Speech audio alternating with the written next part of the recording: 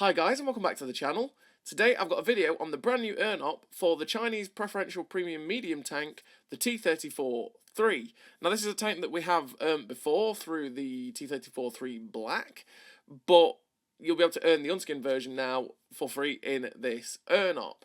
So what do you have to do for this urn-op? Well, you can place in the top 7 XP earners on your team to earn 1 point.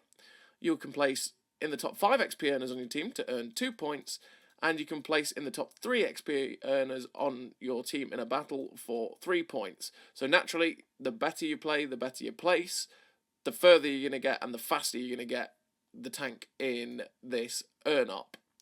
So as you progress through the challenges in this urn-op, you will be able to earn other things, not just the tank. It's like some of the other ones where you earn some boosters, you earn some cosmetics, and some premium consumables. And the tank itself, if you already own the T-34-3, is worth 4.4 million silver. So it's a nice boon in silver if you already own it, which is kind of handy when the new double barrels are coming out today as well, right? In terms of length of time to complete this op, it's from the 9th of January to the 30th of January, so 21 days, so about 3 weeks. So you've got a good slab of time to earn this preferential medium tank. So what can you earn from this urn-op? So as you can see, you can earn 20 points, and you'll get some consumables in the repair kit, the med kit, and the fire extinguisher. You can, at 40 points, which is just earn another 20, get a camo voucher, inscription voucher, and an emblem voucher. At earn 3 for 65 points, you can get the 30% discount on the T-34-3 because, yes, through this you will be able to get up to a 50% discount if you don't complete the op, which is pretty good. At earn 4 for 80 points, you get a set of boosters, which is very nice as well, because that's always helpful, especially if you're getting vehicle XP boosters, again, for that grind for the double barrels. You, at earn 5, which is 100 points, you will get the 50% discount on the T-34-3, which is worth 5,700 gold. Now, would I recommend buying the T-34-3 for 5,700 gold? I'm not so sure, because I think there's quite a few others out there for around that 6k gold mark, especially if they're on discount, that are a lot better. But it is a preferential premium tank, which is definitely a bonus, especially when you want to avoid tier 10s and AVREs, you know, and stuff like that. So, yeah, the T-34-3 is a decent pickup for 50% gold, to be fair. Preferential premiums are always quite nice, because it's nice to be able to have that sort of matchmaking where you can guarantee you're not going to see tier 10s as a tier 8 matchmaking tank. At T-34-3 earn 6, you will get 1.5 times silver boosters for 150 points, and at the end of it, for 225 points, you will be able to earn the Chinese tier 8 T-34-3 medium tank, which, like I say, is not too bad of a tank. It's got really one major drawback that annoys me, and that's the penetration on the standard round, but on the whole, it's a pretty decent tank to play. I do find it fairly enjoyable to play in terms of, you know, the fact that you don't see tier 10s, and it can stand up for itself pretty well, which is pretty good. So let's have a quick look at the statistics of the T-34-3. So as you can see, the penetration. The penetration is the one that slightly lets it down, 175 pen. Now, it is a preferential premium medium tank, so it won't see tier 10s, but it still does see tier 9s, and 175 pen lets it down a little bit here and there against a lot of the tanks that you see at tier 9. Like, you'll see it in one of the replays where I'm facing an E75 and I'm just bouncing off his side, which is a problem, really.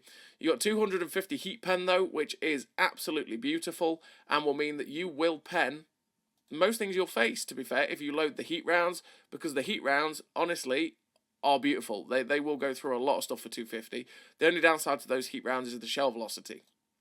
You do have 390 alpha, though, so you do slug those rounds out. You do smash tanks for 390 alpha, which is really nice to have on a medium tank. Naturally, you could have that on something like a Type 59-2 or the King Dragon as well, but they see tier 10. This doesn't, so it's quite nice to have that sort of alpha damage. You have 1,300 hit points, which is a decent slab of hit points to use to, you know, make trades every now and then. You get 56 km/h top speed, which is really mobile. The tank does hit that top speed.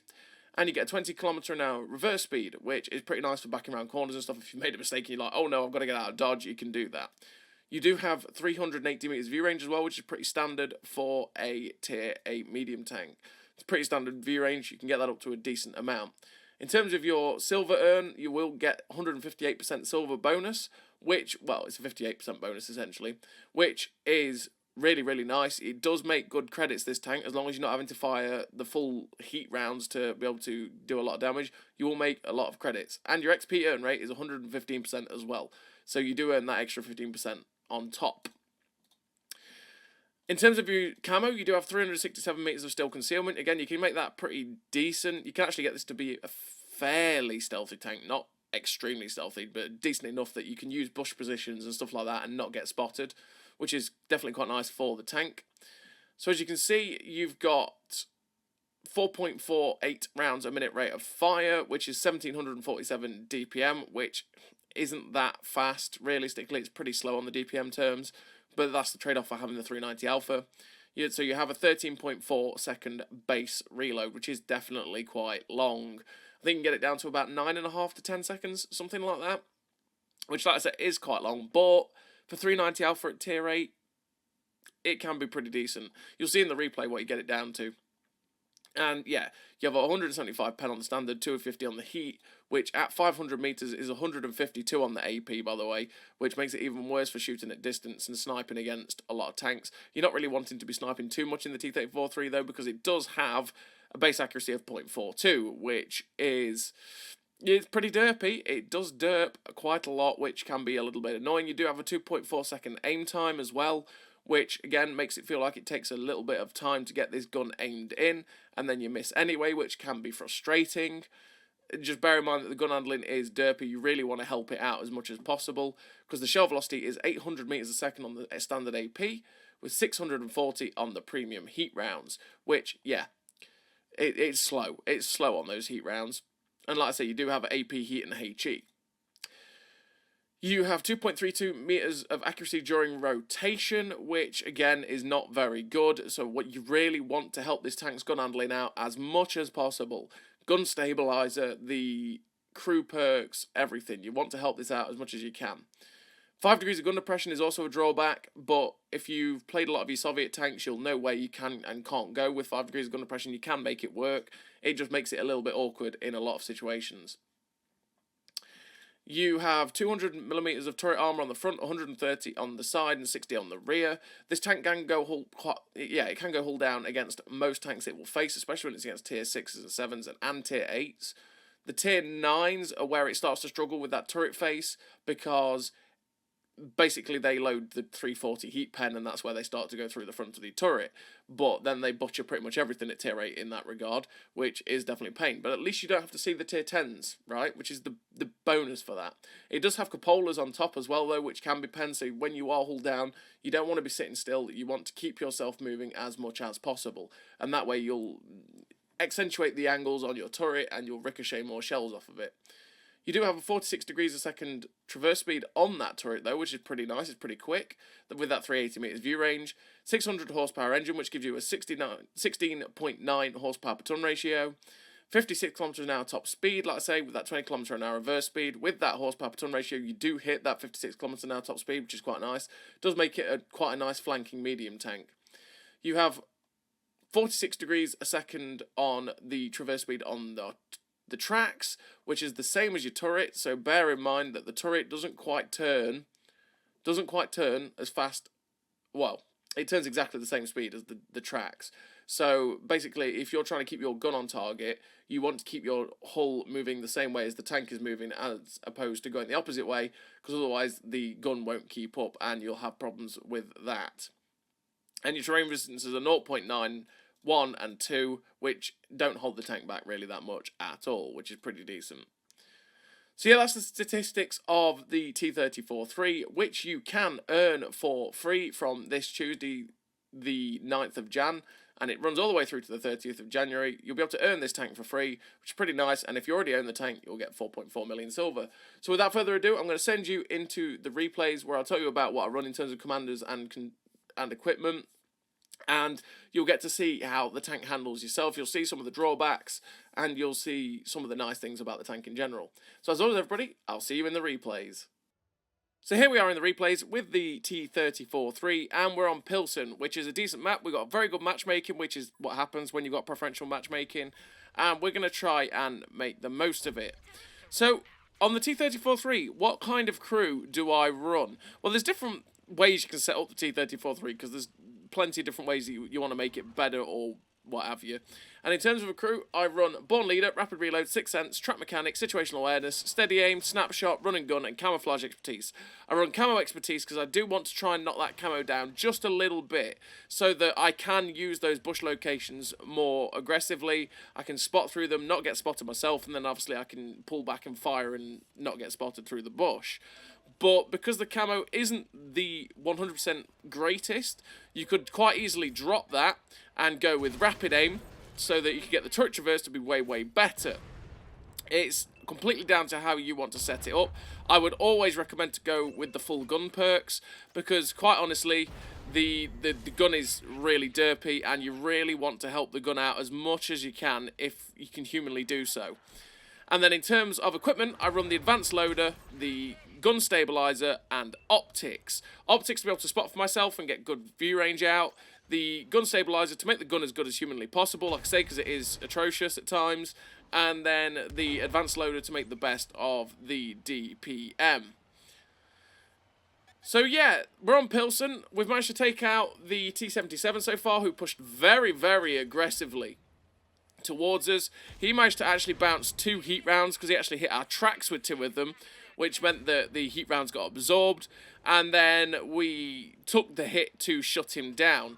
Be very, very careful at the minute because obviously I have my fuel tanks damaged from that T-77. I do not want my fuel tanks to get lit because that is one thing that is a problem with a lot of the Chinese tanks in general, same as the Soviet tanks. They like to burn. So yeah, when I realise, essentially, I will probably repair those fuel tanks.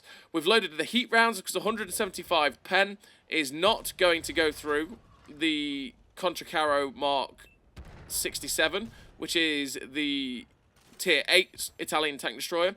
175 pen is not going to go through the front of that guy. We need 250 heat pen. So you can see we're going for that lower plate, and unfortunately the 250 heat pen still bounces. We are being very careful of our right-hand side when we do poke, though, because the Shashka was trying to get shots at us. Finally, the shot goes straight through his lower plate. He's moved because he's realised, oh no, I'm being shot, and the Bolsig on my right ends up shutting him down. So we're just waiting for the reload, being very cautious, and now is the time I want to move forward. There's 2 tanks at F45. They've pushed into aggressive positions. I want to make them pay for that.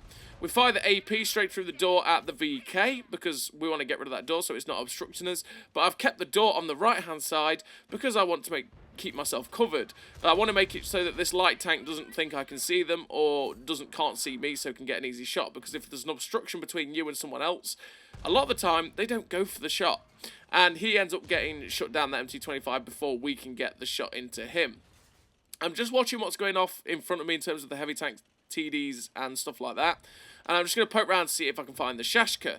Now, we get spotted when we poke around. I'm like, what? What spotted me there? It must have actually been the guys at A7. I just ended up reversing out a little bit too far and they managed to spot me or something like that. It's either that or the Shashka poked out and I just couldn't spot it because it does have very, very good camo, the Shashka. And that way, yeah, there's the likelihood I didn't spot it.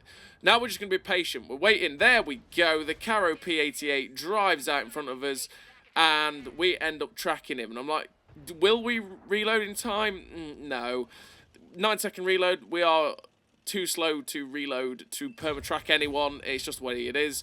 We actually have a shot at the artillery, though. We're not turning down a shot at the Piggy, ever. We get a nice shot straight through that Piggy there. Putting us onto 3.5k damage. Now the Shashka's in front. Go for the drive wheel to track him in place and pen him. Did I say pen him? We ended up only tracking the Shashka, you know, the tank that has absolutely no armour. But we do get the assistance for it, which is nice. We do manage to pen him on that final shell, and we do get the tracking for the Goranich shutting him down. Now the STRV-74 is just...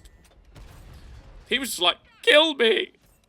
Please put me out of my misery. And we ended up hammering the poor guy. Now the Caro P88 that we shot earlier on is completely oblivious towards pulling out. So we put the shot straight through the Caro. I was not expecting the Earthshaker to be staring at me, if I'm honest. I thought he'd be looking at some of the tanks behind him, but we get a shot straight to his upper plate, and our Earthshaker shuts down their Earthshaker. We finished the game with a really nice total for the T-34-3. Finished with the epic victory, 4 kills, 4.3k damage, 551 assistance, first class, the high caliber, the sniper medal, 1861 base XP. Pretty damn nice game there for the T-34-3. And now we're on to another replay in the T-34-3. This is a game that I had that gets tier 9s, and it's going to be a pretty damn nice game. And yeah, the last game was more what you can expect from the tank in general in terms of how the armour holds up. You saw in terms of the hull armour, you can side scrape with it, which is great, but even tier 6s, well, even tier 7s and 8s basically go straight through your frontal armour all the time. And yeah, that can be sad for you. And also, it can be a little bit awkward on those ridge lines. But if you just keep yourselves in a position where you can keep firing and keep slapping out the damage with the 390 Alpha, it can be pretty damn nice. And we're on Siegfried line encounter, which means we've both spawned out in the field. So I'm going to make an extremely aggressive push so that I can actually keep spotting the guys that are in the field, get lots of assistance from it, and also it distracts the enemy team from the cap. The artillery's somehow been spotted, and you know what? If the piggy's gone, that will be a delightful thing. He ends up getting shut down by the Earthshaker, so now we're in a perfect position to counter the guys that are at F1. We can counter them, get rid of them. They were the ones that will be spotting my team at the back, and by doing that, my team will be safe. Now we're going for the shot into the cupola of the STRV-1030, and thankfully the gun handling said, yeah, sure, take the shot into the cupola, it'll go in. Realistically, against an STRV-1030, we probably should have loaded the heat rounds. 299? Excuse me? We have 390 Alpha! Yeah, alright. Now we're shooting at the side of an E75. Tracks only. 175 pen is going to struggle with that, man. But yeah, anyway, the position we've got is an extreme counter from the guys at F1, and against an STRV-1030, we probably should have been firing heat because we... Actually, I don't think we can overmatch the STRV-1030, but if we're firing heat rounds, the heat rounds, because of normalization, actually do go through that tank. But the gun handling actually said, yeah, sure, take the kill, and we thankfully went through. We go for the drive wheel of the Storm Tiger P to try and track and pen him, but unfortunately we penned it but didn't track it. The E75 is now looking at us, trying to get shots. He can't quite find the shot though. We look for the shot into his lower plate, and unfortunately we only track him. I mean, realistically, I don't even know why I took that shot with the AP. I think actually, to be honest, I went for the shot just to track him in place, because with that AP round, I'm never going to pen an E75 from the front. It just doesn't happen. We really need the 250 heat pen. That's where the gun handling is atrocious at times. Where the hell did that shot go? We're just leading the target on this Storm Tiger P, and the shell flies in for 342. Like I say, the gun handling on this tank does leave a lot to be desired, a fair amount, as well as the 175 pen. You've already seen me bounce some silly shots with the 175 pen, and yeah, you've missed some shots too. And we're just looking for some more shots on the E75. The E75 is the gatekeeper at the minute, but thankfully he starts to actually charge. And because heat rounds get absorbed, we ended up hitting that E75 in the side there. The shell hit his tracks and got absorbed. But we aim above the tracks this time, and thankfully it goes into the top above the spaced armour and shuts that guy down. And we end up on 3.2k damage so far with 1500 assistance. We end up spotting an E50, who is AFK, which means that we should hopefully get some free damage and some free assistance. And we're going to get rid of this guy. We're not going to ignore him, because there's every chance that that E50 might just wake up. And also, he'll spot us. We don't want to get spotted at this point. I want to be able to move forward to the next set of ridge lines unspotted. So you have to get... Don't just ignore an AFK tank, right, and think, oh, he's AFK, I'm not going to shoot it. I'm going to go and focus on the tanks that are playing. Because if you ignore that, there's every chance, obviously, he could just pick up the controller again and then start shooting you, which is awkward. But also, he's spotting you, which means that if you want to move forward and get to positions, you're always lit. The enemy always knows what you're doing. So you always want to get rid of tanks out the game, no matter what, if they're AFK or not.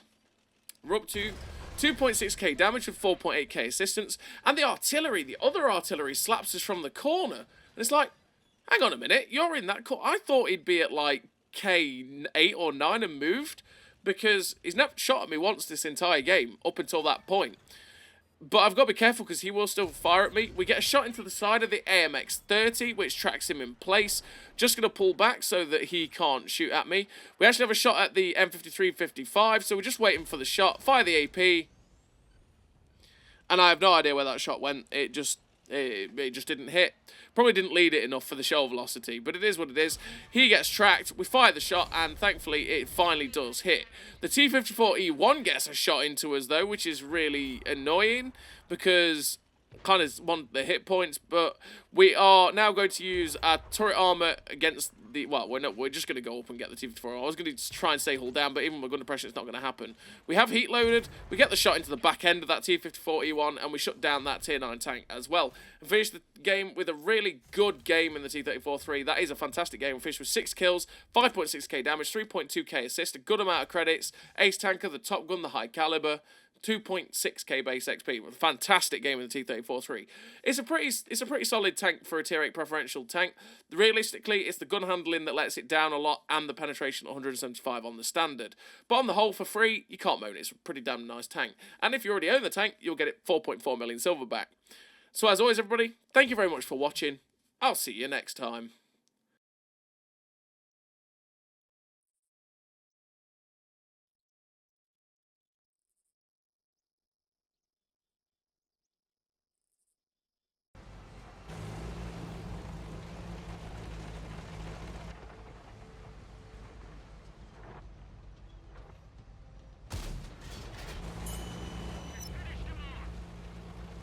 A great success!